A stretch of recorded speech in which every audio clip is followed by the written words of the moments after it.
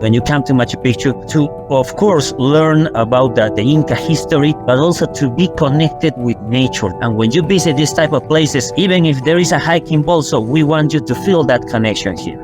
The city itself is not only the sacred place, it's the whole environment around. So we talk about sacred landscape, connection with the mountains, connection with Mother Nature, connection with the river, connection with the flora, fauna that is around you, and also try to live in balance with them. For us, getting in contact with the mountains is very important. So when we are on the hikes, we try you to feel that nature, release from home, release from work, and just enjoy what is life, enjoy what is nature. You can relax and taste the mountains that we have around. If you are into outdoor activities, if you like to explore new places, South America is open for you. Here in Peru, we are waiting for you, and let's go and hike.